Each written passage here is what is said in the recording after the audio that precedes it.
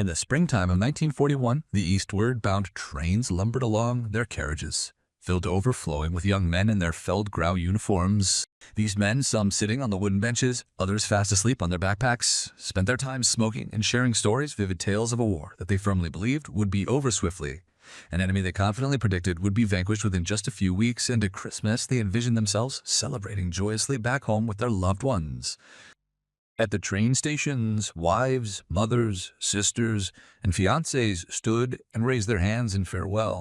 Then from their carriages the men replied with waves and smiles, their optimism grounded in the firm belief that those waves were a promise. A promise, not just of goodbye, but of a certain return, a hopeful vision of an afterlife where everything would remain as it was before. Amongst the throng of these soldiers crammed within the confines of a train carriage whose air was heavy with the scent of perspiration, tobacco, and the pungent aroma of new leather, sat 25-year-old Rainer Koenig, an infantryman originally from Saarbrücken. He kept a small notebook within his breast pocket, its first page containing his name, military unit affiliation, and the date, all meticulously penned in a steady, even hand that gave absolutely no warning of the grim events that were soon to unfold. He was assigned to the 516th Infantry Regiment, a unit within the 295th Infantry Division. This division operated under the command of the 17th Army, part of Army Group South.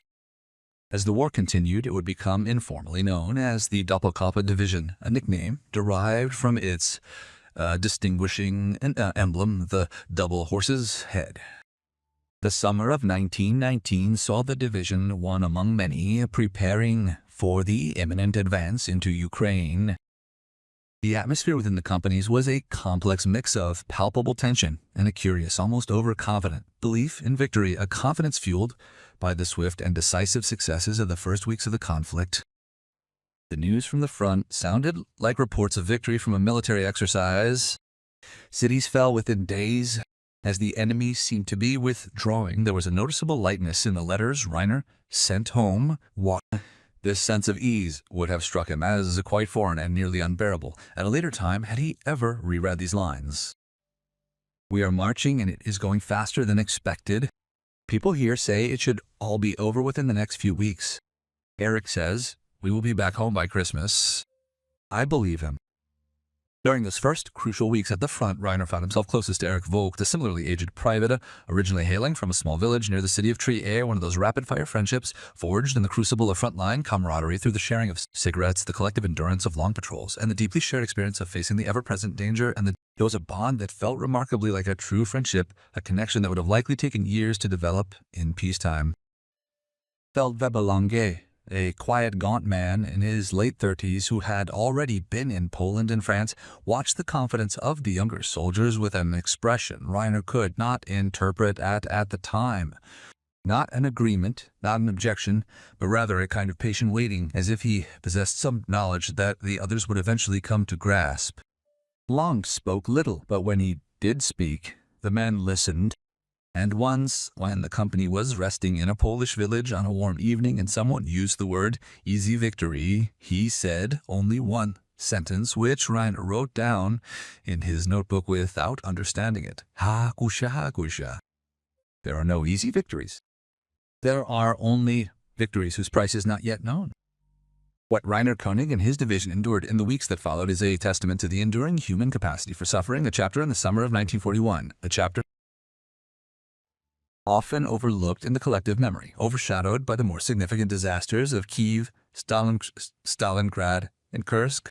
For each and every soldier who lived through it, however, these weeks constituted a truly hellish experience. By the end of that summer, the 295th Division would record the highest casualty rate in the entire 17th Army. A third of the men who crossed the border with Rainer Koenig in June would tragically not survive to see the onset of autumn. There are 37 pages filled with writing in his notebook, and what's noticeable is how the handwriting subtly changes from one page to the next. At first it is even and clear, but by the end it is barely legible, as if the hands that wrote these words had ceased to be steady. The advance began on the last days of June, and the first thing Rainer Koenig learned from the war in the East was not the sound of gunfire, but the feeling of dust. It was a fine, yellowish-gray dust that rose from the unpaved roads of the Ukraine ate into their uniforms, glued their eyes shut, and gnashed between their teeth and penetrated their lungs until every breath felt like inhaling ground iodine. The columns stretched 4 kilometers. Infantrymen in long rows, horse-drawn carts, supply wagons, and above everything lay this cloud of dust so thick that sometimes you could only see the men in front as an outline. From above, the crushing heat descended with a weight none of them had ever experienced back home. Temperatures reached 40 degrees and often exceeded that mark. Right. They had already used up their water bottles by midday, and the wells in the villages along their route were unfortunately frequently contaminated or poisoned. And so they marched on, kilometer after kilometer, 30, 35, sometimes 40 kilometers a day, with full luggage, rifle, ammunition, rifles, gas masks, knapsacks, in total, over 30 kilograms on their backs, and their feet began to bleed on the third day. First blisters, then open wounds that burned with sweat and became infected, and the medic didn't have enough bandages for everyone. Then the men bound strips of cloth around their feet and marched on since there was no command issued other than the order to move forward. You get used to everything, it has long been said, to the heat, to the thirst, to your feet. But I don't think that's true. You don't get used to it. You just stop complaining because you realize that it doesn't change anything. Today we passed through 3 villages, and in each one people stood on the side of the road and looked at us. No hostility, no friendliness, just those eyes that look at you as if you were something to wait out, like a thunderstorm. The villages of western Ukraine glided past them like the backdrop of a play they didn't understand about. Low houses with thatched roofs, women in headscarves carrying buckets, children peeking out from behind fences, old men sitting on benches, resigned, and above all this silence, which was not the silence of teaching, but the silence of waiting, bevutining. Reiner on one occasion attempted to communicate his need for water to a woman standing beside a well solely through gestures. She, in response, silently filled his cup, never once looking him in the eyes, and when he wanted to thank him, she had already turned away, and Eric, who was standing next to him, said quietly that it might be better not to thank him, that one did not know what these people were thinking, or an enfoipsi. And Reiner didn't answer, but he noted in his notebook that evening that the woman's eyes had been the same color as his mother's, and that this thought had stayed with him for the rest of the day. It's Gimen. In the first few days of July, the division reached the area around Vennezer, and here something changed that Reiner couldn't name at first, but that he could feel physically. A thickening of the air, an increase in tension, as if an invisible hand were pulling on a string that was wrapping itself around everything. The news coming from the front sounded different than it had 2 weeks ago. The enemy was no longer fleeing. He was fighting, and he was fighting with a determination that had not been foreseen in the situation maps and orders. The first wounded were coming back, men with faces gray with exhaustion and wearing something different. It was something Reiner hadn't known before, something that he would later characterize as a unique expression, that of men who had witnessed something so profound it defied any attempt at verbal description. Sergeant Long grew quieter, if that was even possible, and Reiner noticed that he spent more time cleaning his weapon in the evenings than necessary, not out of care, but out of some kind of ritual that kept his hands busy while his mind was elsewhere. During the first days of July, Reiner's platoon unexpectedly encountered the enemy one afternoon, a completely unanticipated development lacking the dramatic build-up one would typically expect. The group marched down a road bordered on either side by expansive fields of sunflowers. The blossoms were enormous, resembling dinner plates in size and brilliantly yellow, mirroring the intensity of the sun. A sudden, dry, and rapidly paced hammering caught Reiner's attention. He couldn't identify its origin for a brief moment. And then the impacts hit the curb, and someone screamed, and everything happened very quickly. The men threw themselves into the trench, faces in the dirt, hands on their rifles, and shouted long orders that Reiner heard without understanding them because his whole body was occupied with something he had never experienced before, a shiver that didn't come from the cold, that started in the pit of his stomach and spread to his fingers, and an urge to make himself as small as possible, to disappear, to cease to exist. The intense firefight seemed to last perhaps 20 minutes, maybe even 30, with time feeling simultaneously stretched and compressed. And when it was over, a man from the 3rd platoon lay in the trench and didn't move anymore. For Reiner, seeing his first dead man wasn't a distant affair, not just a figure in a report. It was a close-up encounter, a stark reality. A stark reality at just 2 meters distance. His face turned to the side, his eyes open, a dark spot on his chest slowly eating into the fabric, and the flies were there immediately, as if they had been waiting, Eric stood next to him and said nothing, and Reiner said nothing. And they stood there and looked down at this man who had half an hour ago, and Nibio and you yourself an hour ago, and cursing the heat. And then the order to continue the march was given, and so they marched on, with no one speaking. I imagined war to be different. Not better, not worse, just different. I thought it would be louder, clearer. But it is not clear. It is a confusion of dust and screaming and waiting and then dust again. Amidst the ongoing march, a man rests in the trench, a man who was alive this morning. Despite this stark reality, the soldiers continue forward, as if the event never transpired, for the command is to press ahead, and no other directive exists. By the end of July, the fighting in the area to the south of Venice, encompassing the 295th, reached a new intensity. The vision, caught in the midst of these intense movements, would shortly find its place in history as the decisive Battle of Uman. The objective was to encircle 2 Soviet armies, the 6th and the Z, totaling more than 100,000 soldiers, and the division advanced as part of the 4th Army Corps to close the ring from the north. In the officers' maps, it looked very much like some sort of geometric exercise. These neat and logical arrows and lines formed a circle, a clean and effective design. However, on the battleground, where Reiner Koenig marched and fought and took refuge in the trenches, there was neither order nor logic. Instead, he found himself amidst chaos, a deafening clamor, scorching heat, utter confusion, and the persistent, unrelenting pressure of an enemy unwilling to concede defeat. The ferocity with which the Soviet troops fought caught the German soldiers completely off guard. Many were deeply disturbed, not by the sheer strength of their enemy, but by the chilling insight they gained into the brutal realities of encirclement, a situation offering no escape, no hope of rescue, yet necessitate a relentless continuation of the fight, a hoax. 8-man raids became the rule, not the exception, and it was these nights that affected the pure king more than anything else. The darkness that enveloped the Ukrainian fields was far different from the familiar, comforting darkness of home. It wasn't the reassuring blackness of a Saarländish evening, but a menacing darkness in which every sound represented a grave danger. The rustling of the grass, the snapping of a twig, even a distant cough.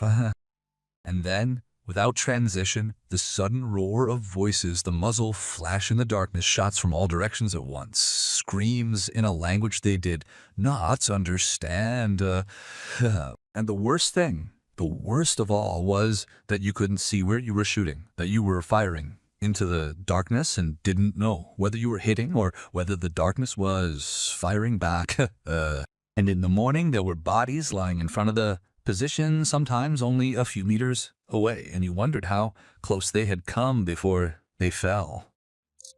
I don't sleep anymore. I lie here and listen. Every sound is a looming threat, either delayed or imminent, creating a constant state of alert.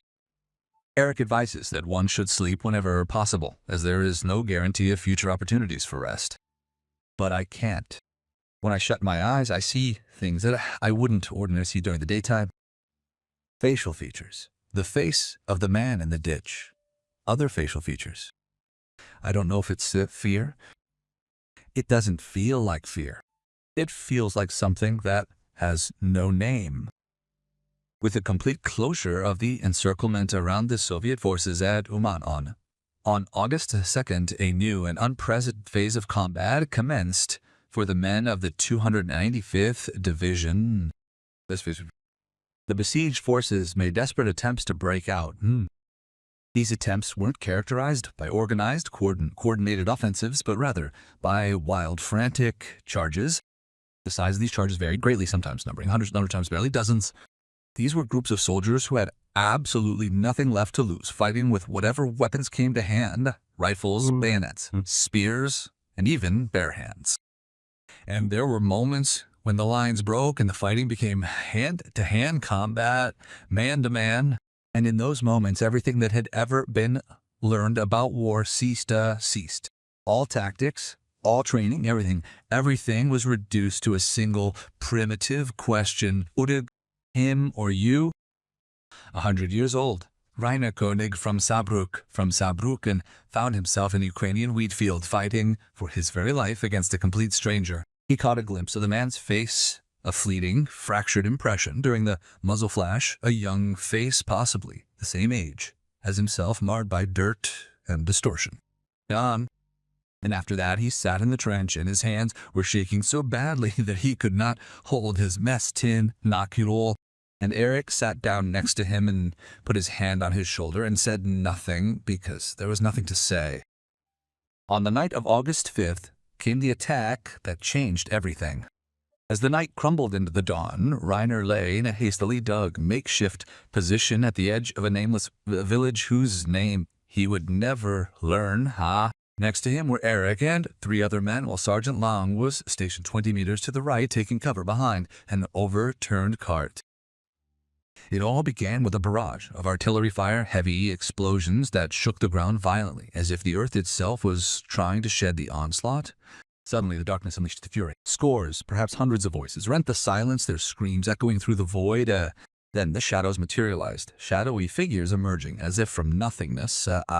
Everything was engulfed in a deafening din, a noise so overwhelming that it consisted not of individual sounds, but of one continuous, unceasing wall of sound. Within the engulfing chaos, amidst the countless minutes or perhaps even hours whose passage defied any attempt at measurement, Rainer heard a scream close by, a single sharp and short scream that set itself apart from all the other chaotic sounds because he recognized it instantly. It was Eric's voice, and with a quick turn, he saw Eric lying on his back, his hand pressed firmly to his stomach. Between his fingers, a dark and wet substance was evident. Eric's eyes, wide open, fixed on the ceiling as he whispered Rainer's name once, as if formulating a hesitant question. And Rainer reached for him, pulled him deeper into the position, screamed for the paramedic, but the paramedic didn't come because the paramedic himself was lying somewhere. And so Eric held on tight and pressed his own hands to the wound, which was warm and pulsing and felt like something alive that was oozing out of his friend's body. Immediate show point. And he talked to him, said things that made no sense, that everything would be fine, that the paramedic would be here soon, that they would be home soon. And Eric looked at him and tried to smile and said that it was cold. Even the night was hot. And then his eyes slowly became glassy, and his hand, which had been clutching Rainer's arm, went limp. And at some point Rainer realized that he was holding a dead man, and that he was crying, although he didn't know when he had started crying. And the fight continued around him, but he stayed where he was, holding on to his friend until someone told him to let go. Eric is dead. I write it down, and it looks suspiciously like 2 words. A short sentence about the individual who was just standing next to me this morning, bitching about the food. I packed up his things. In his breast pocket was a letter he had started to his sister. He didn't finish it. He'll never finish it. I don't know if I should write to her. I don't know what I would write. That he didn't suffer. He did suffer. That he was brave. I don't know what that means. He was there, and then he wasn't there anymore. That's all. After Eric's death, the days melted into a seamless, unending progression of skirmishes, grueling marches, and short, exhausted interludes. During these brief moments of respite, the men would collapse against trees or walls, instantly falling asleep, only to be awakened again within minutes. As the encirclement constricted, the fighting intensified, and the division, inch by agonizing inch, forced through terrain bearing the brutal marks of conflict. Plowed fields stretched out before them, charred villages, smoked, wrecked vehicles lay scattered, and dead horses, their bellies bloated, were covered by swarms of flies so dense they resembled dark, ominous clouds. The worst thing was the smell, a cloying, heavy, all-encompassing stench, the kind that clings to your clothes and refuses to leave, the kind that gnaws at your hair and your skin, and the kind that remains even when you plug your nose and breathe through your mouth. Because it was more than just a smell, it was a substance, a heavy, oppressive entity that permeated the already suffocatingly hot air, a substance you swallowed with every ragged breath, leaving a lingering taste of decay and despair.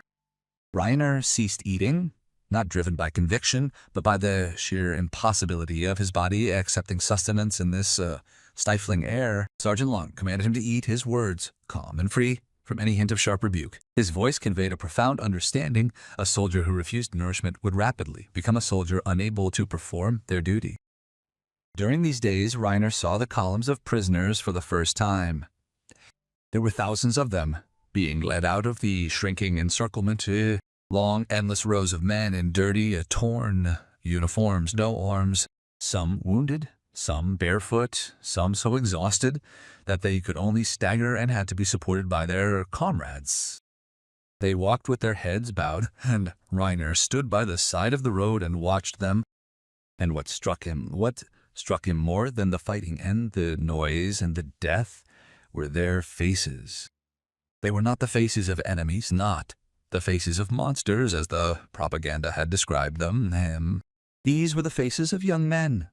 They were tired, dirty, hungry, and clearly frightened. And in their eyes was the same expression that Reiner saw on the mirrored surface of his cooking pot that morning.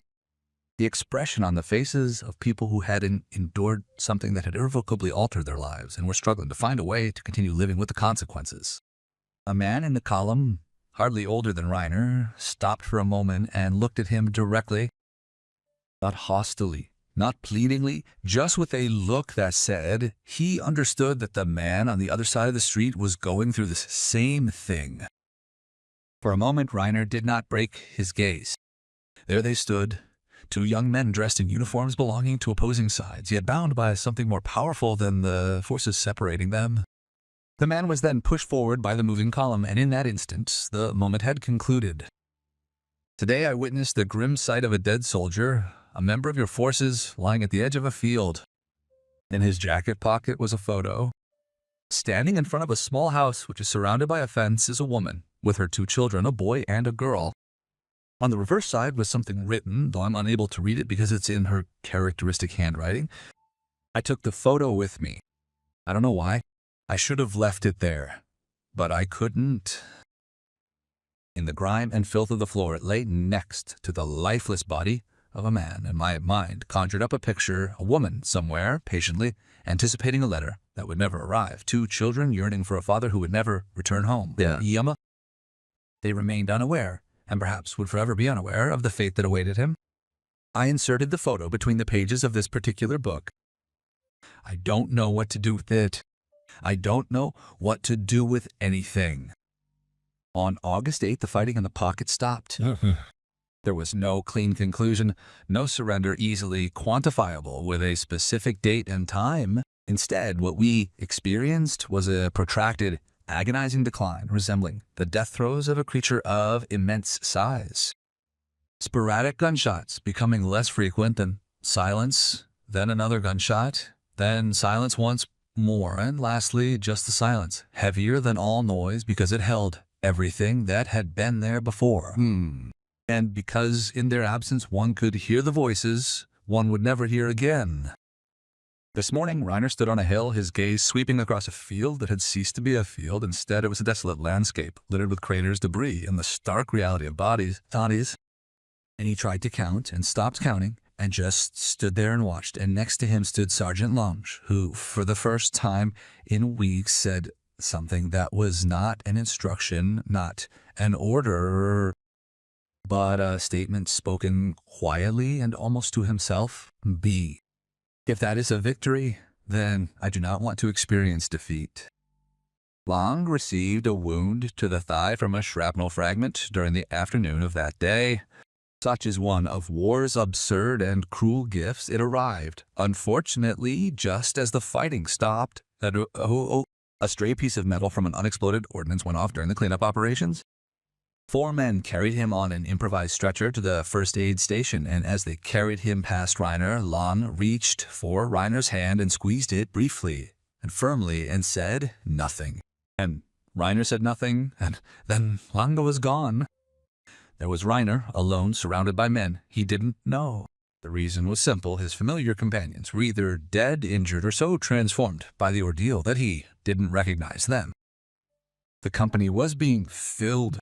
A wave of fresh faces, unfamiliar names, young men arriving with the same unshakable self-assurance that Reiner himself had felt just a few weeks prior. Their expectant gazes, fixed on him, suggested a fervent desire for any information he might offer concerning the impending war, information that they hoped would help them prepare. And Reiner looked at them and could not tell them anything, because there was nothing that could be said that would prepare them.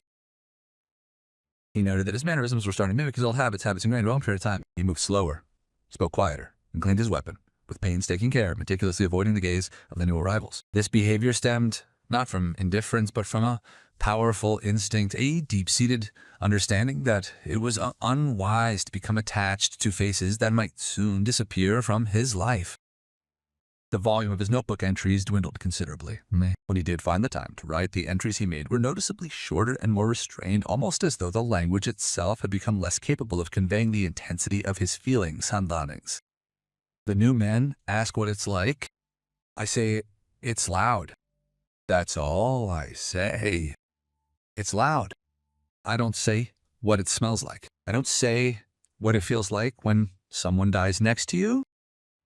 I'm not claiming you spend sleepless nights dwelling on your past actions, pondering whether you remain the same person who deboarded the train just weeks previously. Such introspection isn't a guarantee. I just say, it's loud. And they nod and think they understand. They don't understand. I didn't understand back then either. No one understands it until they've experienced it. And after that, you can explain it anymore.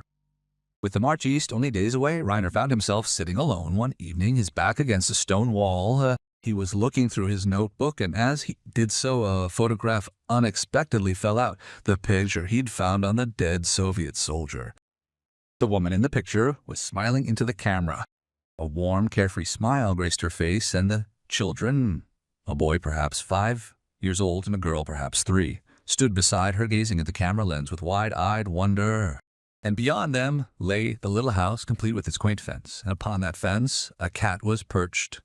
It was a scene from a world that seemed impossibly distant, a world so far removed that it felt non-existent. A world without dust and without screams and without the smell of death. And Reiner, turning the photograph over, discovered the writing on the reverse side. It was written in Cyrillic letters, characters he was utterly unfamiliar with, and he found himself wondering just what it was that these markings signified. Was it a name? A date? Or possibly the poignant words, "Come home soon," And he put the photo back between the pages and closed the book and sat there and looked up at the evening sky, which was red and gold and so beautiful that it hurt, because in a world where so much ugliness had happened, beauty felt like a betrayal, like a promise that no one could keep. The 295th Infantry Division left the Uman area in the last days of August and marched further east across the Dnipro, through Polter, through an autumn that grew colder with each passing day, and into a winter that would test the men in a way that made everything that had gone before pale in comparison. Reiner Koenig marched with the others, an indistinguishable figure among the crowd, a mere number in a long list, a face blending seamlessly into a regimented column, distinguishable only by the appearance of being slightly older than the standard age of 25. This was due to the war itself, which ruthlessly compressed years into weeks, transforming young men into men prematurely aged, leaving no time for the natural progression of life. His notebook contains 37 pages of written text. The entries from late autumn 1941 are the final ones. They consist only of truncated statements, nothing more. mentions of places, observations about the weather, and sometimes a name with no accompanying context whatsoever, as if the author had abandoned the belief that any context could possibly offer an explanation. The latest entry, bearing a date from the month of November, contains precisely one complete thought. I have stopped writing home, not because I've forgotten to, but I'm unsure whom I should be writing to, whom. The person you once knew no longer exists, and the person I am now is someone I would prefer not to introduce to you. Emerging from the Ukrainian theater in the summer of 1941, the division suffered the highest losses of any unit within the 17th Army. Within the following year, it was brought under the command of the 6th Army and dispatched to a city that would ultimately spell its demise, Stalingrad. In that place, she fought fiercely for the Mammflügel, and there her existence ended. It's unknown whether the noble King Rainer perished amongst the men who died within the ruins of that ravaged city, or if he met his demise earlier in one of the numerous unnamed battles that relentlessly continued throughout the passing months. His notebook ends before the answer is given. The photo remained between the pages. We see the woman, the boy, and the girl. There's a small house with a fence and a cat. And on the back there's Cyrillic script which no one has bothered to translate. The metal container was located decades later in an attic in Saarbrücken. Within it, the photograph remained undisturbed, situated precisely where it had been, originally between the final pages containing written text and those that were entirely blank, exactly where the words ended. The ink on the back side had faded, but it had not completely disappeared, and if you look closely, you could still make out the outlines of the letters. A fragile fragment, all that remains of a message from one who waited for another, who never returned. This memento is preserved by someone who may also never return, tucked away in a tin box amidst the quiet stillness of an old attic.